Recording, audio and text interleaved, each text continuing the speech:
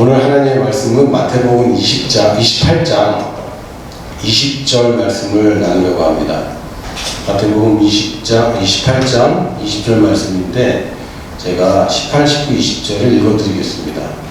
예수께서 나와 말씀하여 이르시되 하늘과 땅의 모든 권세를 내게 주셨으니 그러므로 너희는 가서 모든 민족을 제자로 삼아 아버지와 아들과 성령의 이름으로 세례를 베풀고 내가 너희에게 분부한 모든 것을 가르쳐 지키게 하라. 볼지어다 내가 세상 끝날까지 너희와 항상 함께 있으리라 하시니라. 아멘. 이 마태복음 28장 18, 19, 20절은 굉장히 중요한 성경 구절일 뿐만 아니라 우리가 대사명이라고도 얘기하는 예수님의 마지막 명령, 가장 큰 명령, 가장 위대한 명령이라고 저희들이 부르고 있습니다. 근데 이 말씀이 굉장히 깊은 말씀이고 어느 한 단어도 놓칠 수 없는데 그럼에도 불구하고 지금 이 18절부터 20절에 흐르는 그 문맥을 볼 때 가장 중심되는 것은 제자를 삼으라는 것입니다. 장소가 어디 됐건 언제까지든 상관없이 해야 되는 일은 제자를 삼는 것이고 제자를 삼을 때 이렇게 하라고 말씀하셨습니다. 예수님의 사역을 보면 그다지 그렇게 세상적인 성공을 거둔 것은 아니지 않는가라는 생각을 좀 해봤습니다. 뜬금없는 생각이긴 한데 그 현대 이제 교회들이나 어떤 비즈니스 같은 경우도 보면 소속되어 있는 사람들 수 그 규모로 이제 성공의 여부를 따지죠. 매출로 따지기도 하지만 결국 이 돈의 규모이고 그것은 직원의 수나 혹은 고객의 수나 그리고 사람의 수가 됩니다. 지난 주인과 제가 패닉에 빠진 적이 있는데 한 유튜버 6살짜리가 짜왕을 하나 끓여 먹는데 3억을 벌었대요. 그래서 누구는 짜왕 하나 끓여 먹는데 3억을 버는구나. 이게 영향력이라는 거죠. 그 6살짜리는 사실 어마어마한 성공 아닙니까? 그냥 뭘 하나를 한순간 해도 굉장히 많은 사람들이 그 유튜브를 지켜보고 즐거워하는 겁니다. 그래서 광고 수익만 그 짜왕 하나 끓여 먹는 동안에 3억을 버는 거예요. 그런 면에서 예수님은 평생 사역하시고 남겨놓은 사람이 사실은 아무도 없었습니다. 그 돌아가실 때 그 추종자가 아무도 없었어요. 끝까지 예수님을 따라간 사람이 아무도 없었고 예수님과 함께 죽겠다고 하는 사람이 사실은 아무도 없었던 거예요. 그러나 돌아가시고 나서 회복하셨지만 결국 예수님이 살아서 키운 제자들 하나 끝까지 따라온 사람이 없었습니다.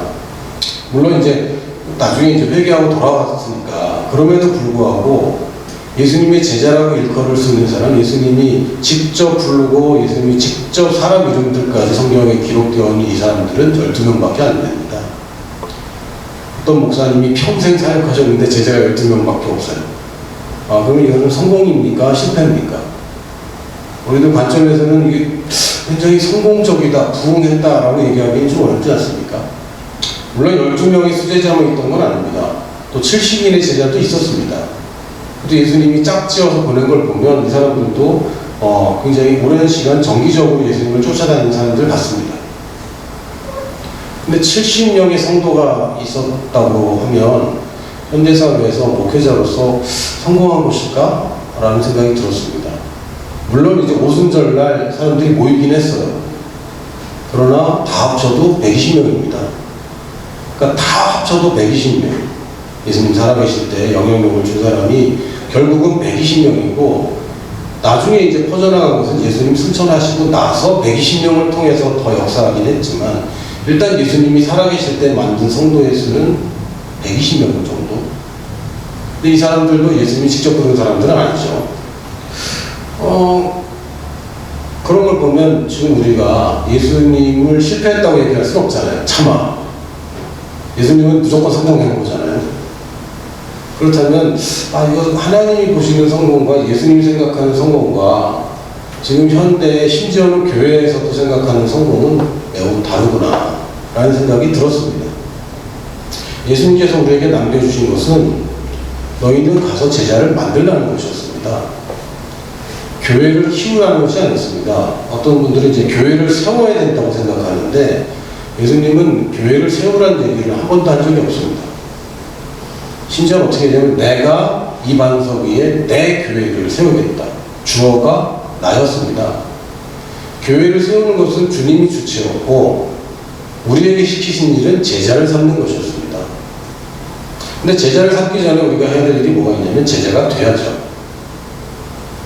제자가 누군가가 나를 제자 삼을 때에 내가 배운 것을 지키는 것, 배운 대로 행하는 것이 되어야 내가 제자가 되고 이 제자들에게 또한 명령이 떨어져서 가서 제자 삼는 일을 하는 것입니다. 그러니까 제자가 아닌 사람에게는 제자를 삼으라는 명령이 없습니다.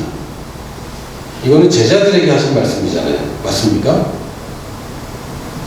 이거는 16절에 보면 11제자가 유다를 뺀 11제자가 갈릴리에 가서 예수님께서 지시하신 산에 이르렀을 때에 예수를 배웠고 경배한 아직도 의심하는 사람도 있었더라. 이 11명 중에도 의심하는 사람도 있었습니다. 그러나 이 11명에게 하신 말씀입니다. 모든 사람에게 하신 말씀이 아니라 제자들에게 제자를 만들라고 하셨고, 왜냐하면 예수님이 분부한 것을 가르쳐 지키게 해야 되는데 예수님의 제자가 아닌 것은 예수님의 분부한 것을 가르칠 수도 없고 지킬 수도 없기 때문입니다. 다시 얘기하면 우리가 제자를 만든다는 것은 먼저 우리가 제자가 되어야 되는 것이고, 우리가 누군가를 가르쳐 지킨다는 것은 먼저 우리가 배운 대로 행해야 되는 것입니다. 우리가 배운 대로 행하는 것은 어느 정도 할 겁니다. 그러나 여기에 한 글자만 집어넣으면 여전히 잘 못하고 있는 게 있어요. 뭐냐면 배운 대로만 하는 겁니다. 주님께서 뭐라고 말씀하셨냐면 내 말이 너희 안에 거하고 너희가 내 안에 있으면 무엇이든지 구하는 대로 구하라. 그러면 이루리라고 하셨고 풍성한 열매를 맺는다고 약속하셨고 너희가 나를 떠나서는 열매를 맺지 못한다고 했습니다. 근데 사실은 우리가 맺고 있다고 생각하는 열매들, 우리가 일을 하고 공부를 하고 뭔가 쌓고 있는 업적들이 정말 주님의 말씀대로 내 말에 그 말씀이 내 안에 거하고 있는 상태에서 이뤄낸 업적인 것인가, 아니면 내가 세상에서 배운 것과 세상에서 얻어온 것들로 쌓아가고 있는 것인가. 이것은 결국 모래 위에 짓는 집과 같아서 이것은 다 허물어집니다. 하나님의 말씀을 믿는 그 믿음 위에 세운 것만 남습니다. 다시 얘기하면 우리가 주님께서 말씀하신 진리 위에다 건축하는 것들만 남는 것이고, 다시 얘기하면 배운 대로만 한 것이 사실은 남는 것입니다. 그런데 심지어는 교회 안에서도 배우지 않았지만 남들이 다 그렇게 하기 때문에 하는 것들이 굉장히 많이 있죠. 제가 구체적인 특정 교회를 거론해서 못하지만 어젯밤에 무슨 일이 있었냐면 명성교회에 그 아들에게 물려준 그 세습이 교단에서 결정을 했어요. 이것은 잘못됐다라고 결정을 했습니다.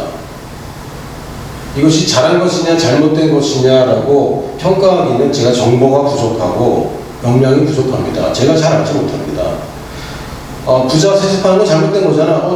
잘못된 거지. 근데 우리 그 교회에서 하는 일을 왜 남이 뭐라고 해요? 그것도 그러네.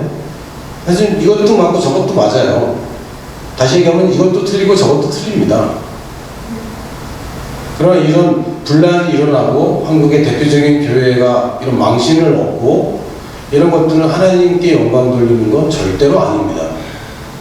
누군가가 옳은 것을 주장하고 또 누군가가 옳은 것을 주장할 때 하나님께서 정말 원하시는 것은 내가 이겨서 나의 옳음을 증명하는 것이 아니라 내가 포기하고 하나님께 영광 돌리는 것입니다.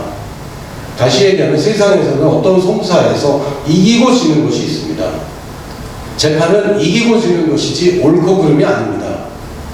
맞습니까? 여러분, 재판을 하면 검찰 측과 변호사 측이 이기고 지는 게임인 것이지 결코 옳고 그름을 분별하지 못합니다. 왜요? 100% 옳은 판결은 존재할 수 없고요. 어느 누구도 누군가를 심판할 수 있는 권위가 인간에게는 없습니다. 옳고 그름은 우리 몫이 아닙니다. 우리가 중요하게 생각하는 것은 어떤 것이 이로우냐는 것이고 그것이 지혜입니다. 지금도 정치적으로 올바름을 자꾸 얘기를 하는데 아닙니다. 정치는 이롭게 하는 것입니다. 정치는 세계 전체를 이롭게 할 수 있는 방법이 없어요. 소속되어 있는 이 국가라는 것을 이롭게 하는 것입니다. 시에서 하는 것은 뭡니까? 시를 이롭게 하는 것입니다. 옳음을 증거하는 것이 아닙니다. 그것은 사회운동이나 하는 것이지 정치가 하는 것은 아니고, 특별히 외교는 옳고 그름을 따지는 것이 아닙니다. 이로움을 추구하는 거죠. 우리도 옳고 그름을 따지는 일은 우리 몫이 아닙니다. 이로움을 추구하는데, 우리의 이로움은 주님의 나라를 구하는 것입니다. 먼저 그 나라를 구하는 것이 우리가 추구하는 이로움이지, 옳으냐 그르냐, 너가 맞냐 내가 맞냐, 너는 틀렸다 내가 틀렸다, 이거 가지고 싸우는 것은 주님께서 기뻐하시지 않습니다. 사람들이 주님을 그런 식으로 계속 테스트했습니다. 이 동전을 가져오면서 이것을 황제에게 바치는 것이 맞습니까 틀립니까? 예수님은 그 얘기 하지 않았어요. 이거 누구 거냐, 이건 황제 거냐, 황제 거는 황제에게 바치고 하나님 건 하나님께 바치라. 옳고 그름이 아니라 이로움을 얘기했습니다. 가늠하다 잡힌 여자가 잡혀왔을 때도 이 여자를 돌로 쳐야 됩니까? 용서해야 됩니까? 이 여자를 틀렸다고 얘기해야 됩니까? 옳다고 얘기해야 됩니까? 잘못했다고 얘기합니까? 아니면 괜찮다고 얘기해야 됩니까? 라고 할 때 예수님은 죄 없는 자만 돌로 쳐라 이렇게 얘기했습니다. 그 얘기는 우리는 어느 누구도 사람을 정죄할 권세가 없습니다. 오직 한 분 있다면 그분은 예수님입니다. 죄가 없으신 인간, 인간의 왕, 이분만 이 세상을, 사람들을 정죄할 수 있는데, 예수님이 뭐라고 하셨냐면 나도 너를 정죄하지 않겠다 이렇게 말씀하셨어요. 그러니까 우리가 생각하는 것은 옳다 그르다 보다는 무엇이 더 이로운가입니다. 근데 이제 오해하시면 안 돼요. 뭐냐면, 그렇다고 하나님의 말씀을 내 마음대로 해석해서 틀려도 하나님의 말씀과 이게 어긋나도 된다는 얘기가 아닙니다. 그 얘기가 아니라, 내가 믿는 하나님의 말씀과 남이 믿는 하나님의 말씀이 다를 때 이거 옳고 그름으로 싸울 필요가 없다는 얘기죠. 그 얘기를 말씀드리는 거예요. 우리가 주님께 배운 것들이 있는데, 세상에서 배운 것들도 있습니다. 여러 가지가 있습니다. 나서면 손해봐, 나대지 말아라, 가만히 있으면 중간이 나가, 이런 말 들어보셨나요? 군대에서는 늘 가르치는 거죠. 나서지 말아라, 가만히 있어, 가만히 있으면 중간 간다. 이거는 주님께서 하신 말씀은 아닙니다. 그런 얘기는 없습니다. 그럼 나서라는 얘기가 있으면 그런 얘기도 없어요. 그럼 조용히 해라, 그런 얘기도 없습니다. 그 상황에 따라 주님께서 인도하시는 대로 가면 되는 것인데, 주님께 배우는 대로 내가 해야 되는 것인데, 세상에서 잘못된 것들을 자꾸 배우는 거죠. 그러다가 망한다. 야, 너 이렇게 자꾸 허황된 말을 하고 다녀. 그 말을, 지키지 못할 말을 하지 말아라. 이게 세상의 가르침입니다. 근데 지키지 못할 것 같은 말을 해서 성공한 사람들이 있거든요. 예를 들면 요셉. 내가 꿈을 꿨는데 형들이 뭐라고 그러겠어요? 너 헛소리 하지 말아라. 아버지까지 화냈습니다. 아버지까지 너한테 전한다는 얘기냐? 이러면서. 그러나 그것 때문에 시기를 받고, 그것 때문에 죽을 뻔하다가 그것 때문에 팔려가서 총리가 됐죠. 다윗도 그랬습니다. 저 골리앗 해치우면 무슨 상을 주냐고. 사람들한테 물어보고 똑같은 말을 또 물어봤습니다. 몰라서 물어보는 게 아닙니다. 몰라서 물어보는 게 아니죠. 부탁을 하는데 물어보는 거 있거든요. 부탁을 하는데. 예를 들면 내가 누구한테 전화하기가 힘들어. 그러면 집사람한테 혹시 그 자네 연락이 돼? 뭐죠? 연락 좀 해보라는 얘기죠. 뭐 이런 겁니다. 물어보는데 사실은 실제로는 아니야. 그냥 하는 거예요. 네. 다윗이 물어보고 다니죠. 골리앗이 이기면 어떻게 되냐고. 들었어요. 근데 또 물어봅니다. 왜? 내가 골리앗 해줄게 이렇게 얘기하는 것보다 물어봐서 자꾸 이걸 소문을 내는 거예요. 물어보는 자가 있더라. 그게 어디까지 들어갔냐면 사울까지 들어갔어요. 사울이 듣고 누가 자꾸 골리앗 해주면 무슨 상을 받냐고 물어보고 다니는 녀석이 하나 나온 거예요. 한두 명 물어봐서는 안 되겠죠. 한두 명 물어봤다고 이게 왕까지 소문이 나겠습니까? 엄청나게 물어보고 다니는 겁니다. 근데 그 형이 보고 뭐라고 그랬어요? 넌 무슨 짓을 하고 있냐고. 이 게으른 녀석아, 너 지금 양치기 싫어서 여기 왔지? 이렇게 얘기할 때 다윗이, 번역이 조금 다른데 어떤 번역에서 이렇게 이야기합니다. 형, 내가 말도 못하고? 내가 물어도 못 봐? 이렇게 얘기를 했어요. 그 세상에 가르치면 조용히 해, 겸손하게. 네가 뭘 할 수 있어. 이 유기적인 가르침이죠. 자랑하지 마. 이 자랑하지 말라. 이거는 옳고 그르고 뭐 어쩌고 할 게 아닙니다. 우리의 본성, 우리의 동기, 이것이 중요하다고 그랬지. 어디에서 무슨 말을 하느냐 안 하느냐보다는 내가 왜 그 말을 하느냐가 중요한 거 아닙니까? 우리가 그거를 판단할 수 있는 능력이 없습니다. 단지 우리는 남이 배운 대로 하는지 안 하는지 판단할 게 아니라 내가 배운 대로 하고 있는지를 여러분이 살펴보면 됩니다. 배운 대로 하는 것을 방해하는 세 가지를 한번 나누려고 합니다. 첫 번째는 이론입니다. 고린도후서 10장 4절에 보면 하나님의 능력이 모든 이론을 무너뜨린다고 했습니다. 이론의 특징은 뭐냐면요, 부분적으로는 맞고 부분적으로 틀립니다. 일부분은 맞고 일부분은 틀려요. 이론은 어떤 설은 부분적으로 맞는데 부분적으로 틀리기 때문에 진리로 될 수 없습니다. 예를 들면 지동설, 천동설. 천동설은 틀립니까? 어떻게 보셨어요? 지동설이 맞죠? 근데 천동설 그 말 자체는 사실은 또 맞습니다. 천체도 움직이거든요. 그건 맞잖아요. 또. 잘 몰라요. 그럼 진화론, 창조론. 창조했다는 것 자체는 맞습니다. 그러나 창조론에서 주장하는 것들이 사실은 다 맞는지는 알 수가 없어요. 왜냐면 이것도 과학의 틀 안에서 이걸 자꾸 보고 있거든요. 그래서 제가 볼 때는 개인적인 의견은 너무 과하게 설명하려고 하는 부분들이 사실 있습니다. 근데 가끔 보면 이 증거 자료들이 이거를 믿었다가 낭패를 볼 수도 있다는 그런 자료들도 있어요. 예를 들면 제가 좀 시급한 자료가 뭐냐면요, 노아의 방주의 흔적이 지금도 남아있다고, 아라라산 위에 먼 채로 남아있고 누가 본 사람이 있다고 뭐 이런 얘기도 있잖아요. 이거는 거의 무슨 설인을 봤다, 네스호의 괴물을 봤다 정도의 괴담 수준인데 그랬다가 없으면 어떡하려고 그래요? 그러니까 이것도 사실은 부분적인 겁니다. 창조론만으로 설명되지 않는 것도 있어요. 왜냐하면 하나님이 만드신 창조의 이 진리는, 이 놀라운 것은 우리가 이해할 수 있는 과학의 영역을 벗어납니다. 이걸 어떻게 우리가 다 알겠어요?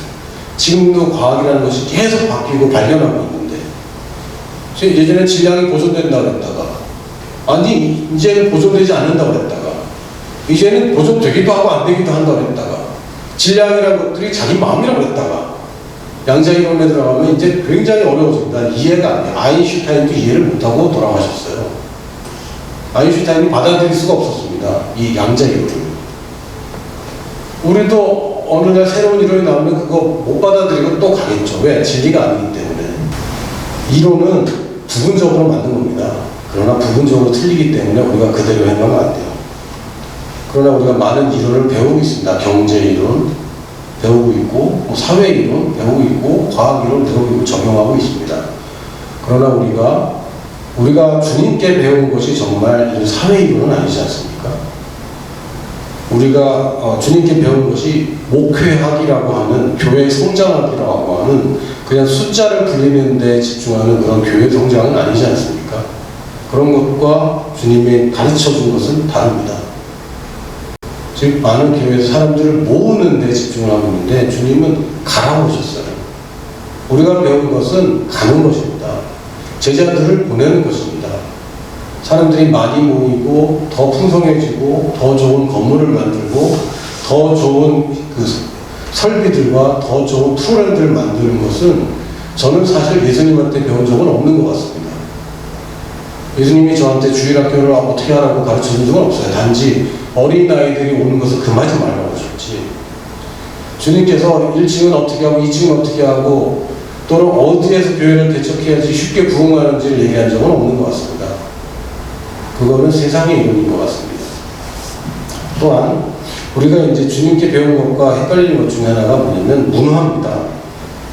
문화는 여기서는 맞는데 저기서는 틀려요.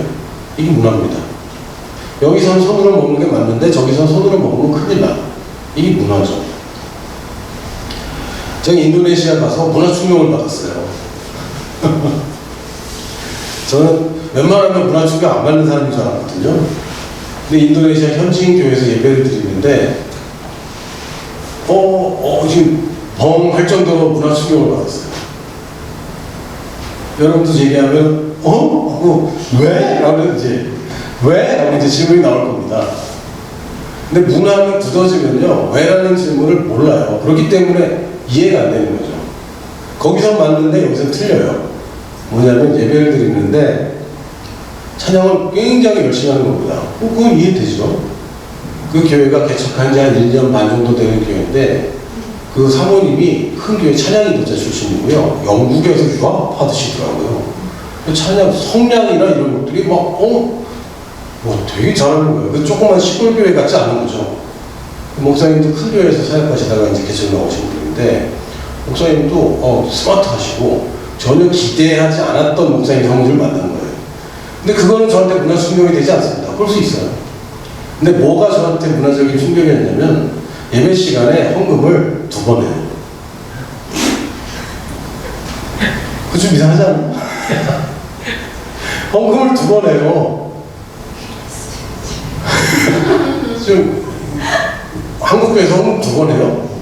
아니잖아요. 첫 헌금은 교회를 위해서 합니다. 맞나? 그건 돌려요. 2번째 헌금은 목사님을 위해서 한다고 제가 들었거든요. 헌금을 들고 나와서 앞에다 냅니다. 나와서 내려고 했더니 헌금 바구니가 3개야. 또 항목이 달라. 여기는 전도활동, 여기는 목사님 후원, 여기는 뭔지 모르겠어요. 그 인도네시아 말로 써있어서.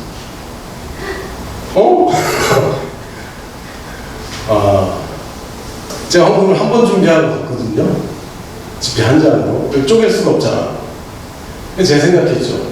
돌릴 때 낼까, 나가서 낼까. 돌릴 때 안 내는 거는 유야무야 되지만, 남들 다 나갈 때 안 나가면 그거 참 민망하겠다. 그래서 돌릴 때는 패스하고, 나가서 낼 때 나갔거든요. 나가는데 갑자기 당황했어요. 내는 내가 쓰는데요. 왜 우리나라는 다 봉투에 넣잖아요. 봉투마다 감사하고 무슨 항목이 다 있습니다. 그래서 우리는 봉투에다 따라 넣어서 항목을 써서 한 군데다 적어놓잖아요. 여기는 봉투 없이 하는데 항목이 다 달라. 문화적인 충격이에요. 충격받았어요. 그래서 예배 시간에 헌금을 여러 번 해도 됐다. 안 될 것도 뭐냐. 2번, 3번 하는데 한국 문화에서는 시험 들죠. 완전히 막 빨아먹는구나. 그런 얘기 들었어요. 부흥회 때 부흥사님이 헌금하라 했는데 이렇게 보더니 너무 적다고 찬양 한 곡 더 하고 다시 하자고 뭐 이런 얘기 들은 적이 있는데 그게 보편화된 문화이더라고요. 근데 문화라는 거는 그 안에 있는 사람은 그거 모릅니다. 굉장히 몰라요. 근데 우리가 이 세상에 속해서 태어나서 여기서 자라오기 때문에 이 문화를 벗어나는 게 사실은 굉장히 어려운 것 중에 하나입니다. 예를 들면 제가 만난 재수학원의 학원생들, 남성들, 여성들은 모르는데 남학생들 같은 경우는 대부분 한 달에 한 번 2박 3일 이제 외박을 나가거든요. 집에 간단 말이죠. 그럼 대부분 어디 가는지 아세요? PC방 갑니다. 그리고 얘네들 생각은 한 달에 한 번쯤은 PC방 가서 틀어줘야 돼. 밤새 게임을 한 번 해줘야 돼. 억눌렸으니까. 언제부터 이게 진리가 됐어요? 아닙니다. 이거 전혀 진리랑 상관없어요. PC방 가야 되는 사람은 아무도 없어. 주인 빼고는. 그렇잖아요. 밤새 뭘 해줘야 돼. 영화 한 번 때려야 돼. 한번 카페 한 번 가줘야 돼. 이거 진리 아니에요. 이건 자기 원해서 자기가 좋아서 하는 거지. 그럼 안 그러면 자기는 안 된대. 안 되긴 뭘 한대. 새로운 피조물인데 뭘 안 돼. 되는데 되는 거예요. 다 됩니다. 근데 자기가 하고 싶어서 하는 거지. 막 자기 합리화 하는 거지. 근데 왜 이게 깨겨요? 다 그렇게 하고 이렇게 들어갔거든요. 이거는 못 참아. 나는 이거는 못 참아. 다른 건 참아도 가족 욕하는 건 못 참아. 정말? 심센 아저씨들 이렇게 깍두기 아저씨들 있으면 참을걸? 참을 수 있게 될걸? 참을 수 있어요. 근데 이제 안 참는 거죠. 뭐 자기 합리화이기도 하고 문화이기도 한데 요즘에 영화는 한번 봐야 돼. 이런 거 다 문화입니다. 이거 사실은 그렇다고 영화 보면 안 돼 이런 얘기 아닙니다. 옳고 그러면 이건 그 얘기하는 거 아니에요. 우리가 문화에 빠져들어 있습니다. 문화에 빠져들어 있어서 이건 정말 발견하기 어려워요. 정말 발견하기 어렵습니다. 그리고 발견한다고 해도 빠져나가기도 어려운 게 사실입니다. 그러니까 여러분이 주의해야 돼요. 내가 지금 문화 속에 있는 건가? 심지어는 교회 내에도 문화가 있습니다. 교회 내 문화 중에 뭐가 있냐면, 이게 전통이기도 한데, 믿음 좋으면 신학하겠죠. 뭐 이런 거. 또 교회 내에 그런, 하여튼 여러 가지 설명하기 참 어려운 문화들이 심지어 굉장히 존재합니다. 목사님은 양복 입어야 되고. 문화죠. 왜? 여기는 마침 아프리카하고 틀려요. 양복 입고 넥타이 입으면 죽을 것 같아. 가만히 있어도 죽을 것 같은데 거기 양복까지 입으라고. 근데 재밌는 건 케냐의 교회들이, 장로교회들은 흑인한 목사님들도 여기 양복 입고 막 이러거든. 그 더운데. 광이 나죠, 막 얼굴에서. 땀이 막 절어갖고. 그 얼굴에 막 떨어져갖고 광이 날 정도로. 근데 거기 또 그런 문화라. 또 어떤 데라면 특히 아프리카 오순절 이제 예배 드린 데라면 헌금 시간에 돈을 들고 춤추면서 나오고 돈 잘하면서 막 나온다. 우리 볼 때 막 축적 같잖아. 근데 이게 문화라는 거예요, 문화. 이게 문화입니다. 자, 또 하나는 전통입니다. 이론과 문화와 전통이 있는데 마태복음 15장 3절에 가도 예수님께서 꾸짖으셨어요. 너희들이 전통 때문에 하나님 뜻을 어기고 있다. 이 전통이 하나님 뜻을 어길 수 있게 되는 거예요, 전통이. 우리가 수많은 교회에 좋은 전통들 가운데 있습니다. 그런 전통의 특징은 뭐냐면요. 그때는 맞는데 지금은 틀려요. 이게 전통입니다. 이론은 맞기도 하고 틀려요. 이 부분은 맞는데 저 부분이 틀려요. 문화는 여기서 맞는데 저기서 틀려요. 전통은 예전엔 맞았는데 지금은 틀립니다. 여러분의 인생이 어떤 카테고리 안에 집어넣지 마세요. 여러분 새로운 피조물이기 때문에 전무후무한 존재입니다. 나처럼 이렇게 살다가 이렇게 잘된 사람은 볼 수가 없는데 아니요. 여러분 새로운 카테고리입니다. 신인류라고요. 여러분이 전통적인 개념과 문화와 여러분의 상식에 자꾸 집어넣지 마세요. 여러분은 여러분이 본 적 없는 사람입니다. 그래도 이 목사님은 그래도 몇 살 때 제가 제일 불편한 게 뭐냐면요. 나이를 먹어가면서 자꾸 비교된다는 거예요. 실제로 됩니다. 이제 40이 넘어가니까 뭔가를 새롭게 시작하는 게 너무 어려운 생각이 들어요. 그리고 가만 보니까 저희 스승님이신 김진호 목사님이 내 나이 때 뭘 하셨지 생각하면 귀찮아져요. 이재한 선교사님이 내 나이 때 뭘 하셨는지 생각하면 속상해집니다. 근데 성경은 뭐라고 하면 그 사람은 그 사람이고 너는 너야. 너는 다른 사람이야. 너는 남하고 비교할 수 없는 사람이고 독특한 사람이고 어떤 사람은 너와 같은 경로를 가다가 잘못된 경로만 계속 네가 보고 자랐을지 몰라도 네가 전 세계에서 지금까지 역사상 처음으로 이 경로에서 다시 이쪽으로 돌아온 사람은 그 최초의 사람입니다. 카테고리에 넣으면 안 돼요. 제가 선교사로 작정한 게 2000년 9월 22일입니다. 제가 아프리카 케냐에서 선교사가 되기로 작정했고 그때부터 선교사가 된다고 얘기했고 그렇게 알고 그렇게 살아왔습니다. 그런데 정작 제가 선교지로 간 것은 2008년이었어요. 그러니까 선교사로 작정하고 저는 그때 대학 다 졸업했고 거칠 것이 군대도 갔다 왔고 더 이상 거칠 것이 없는 상태였습니다. 그럼에도 불구하고 선교사 작정하고 선교사 나가는데 8년이라고 했습니다. 사람들이 저보고 너 그러다가 선교지 못 간다고 했습니다. 대부분 사람들이 3년 안에 나가지 못하면 못 나간다고 그랬어요. 제가 김진호 목사님한테도 그 얘기 들었습니다. 너 그러다가 못 나간다고. 근데 저는 거절했어요. 그렇게 모든 사람들이 좌절하고 그렇게 주저앉고 안주했을지 몰라도 나는 아니라고.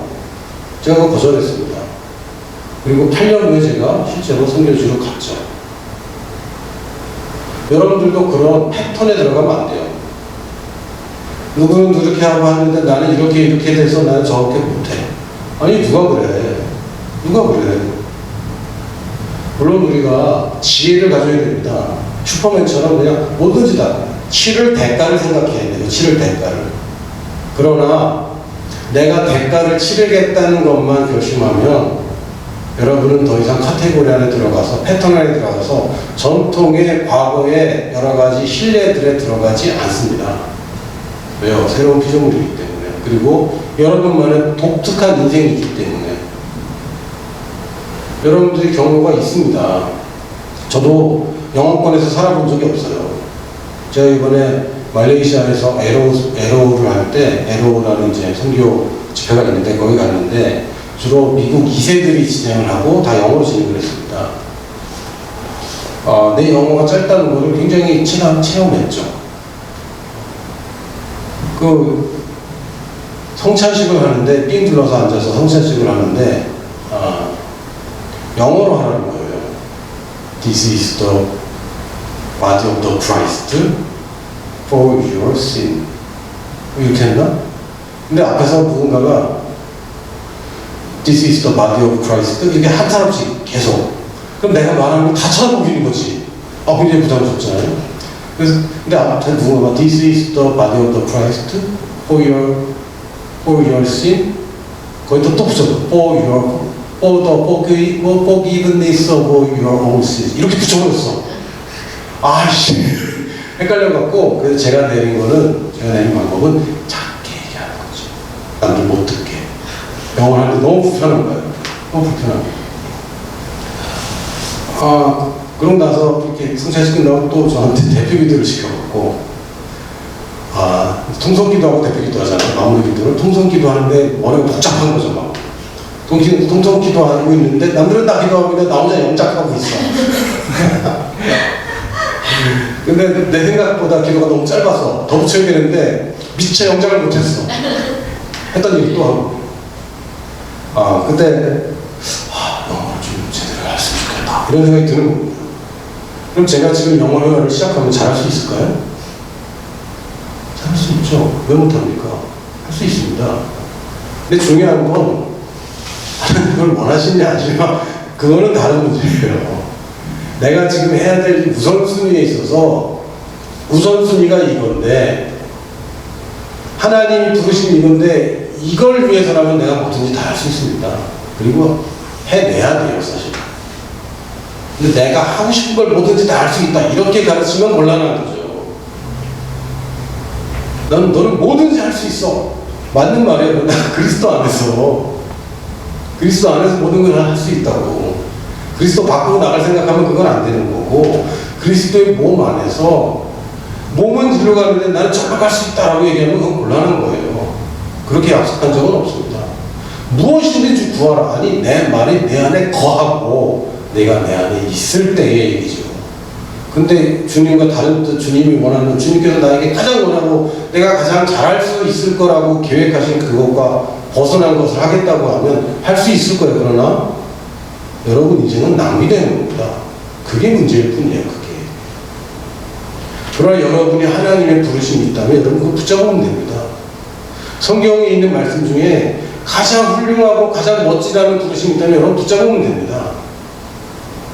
주님께서 제자들의 발을 씻기셨을 때 이렇게 말씀하셨어요. 주님이 이렇게 적나라하게 얘기한 적은 별로 없는데 너희들이 나를 주라 또한 스승이라고 부르지 이렇게 얘기하셨어요.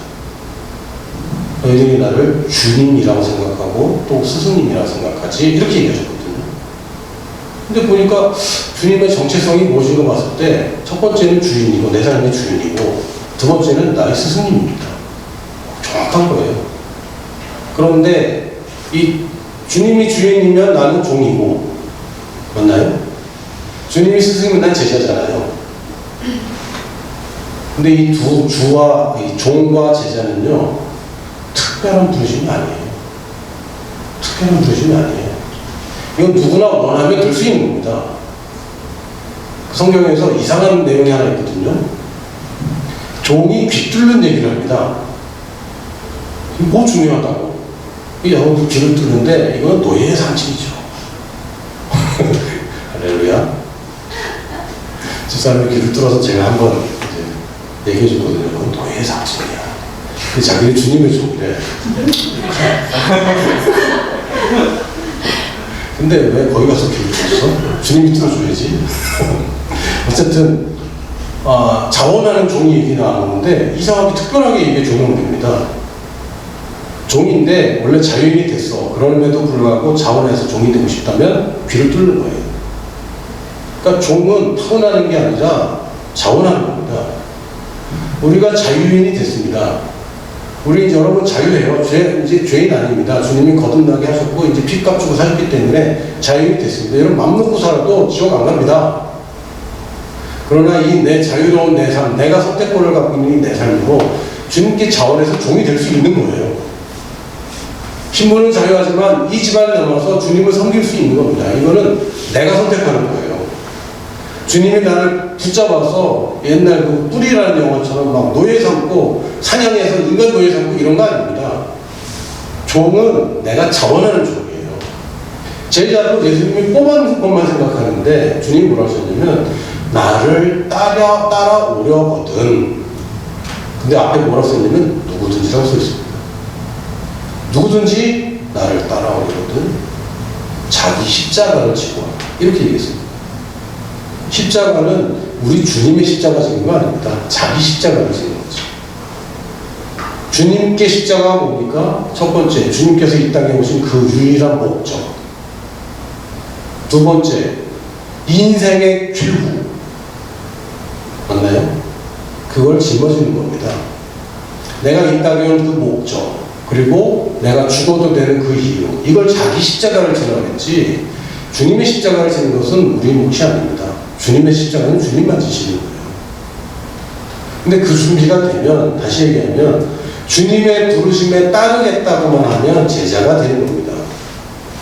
근데 자기 마음대로 살겠다고 하는 사람은 제자가 될 수 없는 거예요. 누가 선택하는 겁니까? 우리가 선택하는 거예요. 12제자는 주님이 선택하셨어요. 70명도 어쩌면 주님이 선택하실지 모릅니다. 120명 속에는 주님이 선택한 사람만 있는 게 아닙니다. 누구나 원하면 거기 들어갈 수 있어요. 주님이 살아계실 때도 그렇고 지금도 그렇습니다. 왜 그렇습니까? 주님이 모든 사람을 부르셨기 때문에. 이재한 선교사님도 이걸 굉장히 강력하게 말씀하셨어요. 구원받는 게 특별한 부르심이냐, 예배가 특별한 부르심이냐, 그럼 선교는 왜 특별한 부르심을 하느냐? 아니다. 모든 사람을 향한 부르심이다. 이건 소명이 아니라 사명이다. 이렇게 말씀하셨어요. 마태복음 28장 18절부터 20절까지도 대소명이라고 그러지 않습니다. 대사명이라고 그러지. 누구나 제자가 되는 것을 기대하시기 때문에 너희는 가서 모든 족속을 제자 삼으라 했지, 특별한 사람이 부르심이 있기 때문에 제자를 삼아야 된다면 내가 점치고 오는 사람을 제자 삼으라고 얘기를 해야죠. 모든 민족을 제자 삼으라고 얘기했다면 누구든지 이 사람이 선택하면 제자가 될 수 있다는 얘기고 우리가 그 사람이 될 수 있는 겁니다. 여러분 인생이 그냥 있다가 없어지는 인생이 안 될 수 있어요. 누가 선택하면 내가 선택하면. 지금에 있는 인생보다 더 의미 있고 더 가치 있는 인생을 할 수 있고 하나님이 정말 소원하는 것을 이룰 수 있는 여러분의 인생이 준비되어 있습니다. 여러분이 선택하기만 한다면. 여러분이 아무나 선택하는 게 아니라 하나님이 선택한 걸 여러분이 선택하기만 한다면 여러분은 위대한 역사를 이룰 수 있습니다. 처음에 말씀드렸듯이 여러분이 무엇을 위대하다고 판단하는지는 모르겠습니다. 다른 사람과 비교해서 저런 사람들이 위대하다고 생각한다면 여러분들은 어쩌면 그 위대한 일을 이루는 데는 실패할지 모릅니다. 그러나 여러분 각자에게 부르신 그 부르심대로는 위대함을 하나님께서 이루실 것입니다. 아멘. 아브라함도 이삭을 낳는 것이 그의 위대함이 이루어지는 것이었지, 정말 그 인생에서 자기 생애에서 수많은 사람들이 자기 자손을 태어난 것은 못 봤죠. 못 봤습니다. 이삭에게도 야곱을 낳는 것이었고 야곱에 이르러야 12아들을 낳는 것이었습니다. 아브라함은 그걸 못 봤습니다. 그러나 자기 독자 아들을 바치면서까지 하나님을 믿었고 그것이 그의 위대함이었습니다. 그러니까 아브라함한테 업적이 뭐가 있습니까? 뭘 남겼습니까? 재산을 남겼죠. 그거 누가 다 가져갔죠? 에서가 다 가져갔죠. 잘 몰라요. 아브라함이 남겨놓은 업적들 있잖아요. 아브라함이 남겨놓은 재산들 8아들이 조금씩 나눠갖고 이삭이 다 가졌죠. 이삭이 전 재산 누가 가졌습니까? 했습니까? 에서가 가져갔죠. 야곱은 홀몸으로 돌아갔다가 자기 재산 자기가 얻어서 부자가 되고 왔죠. 그래서 재밌는 게 아브라함과 이삭은 300명 이상의 종들이 있었습니다. 야곱은 그 정도가 아닌 거예요. 그래서 그 딸이 다나가 강간을 당했을 때 오빠들이 가서 부족을 전멸시켰을 때 야곱이 두려워합니다. 큰일 났다. 아브라함 때는 그게 두려울 사람이 아니에요. 그렇잖아요. 다 전화군과 싸워서 이기는 아브라함이었는데, 그런 야곱의 때에 가서는 그게 없습니다. 300명이 없어요. 그러니까 이제 두려워하는 거고, 야곱이 애굽으로 내려갈 때 몇 명 내려갔다고요? 70명이 내려갑니다. 그 재산은 다 에서가 물려받았어요.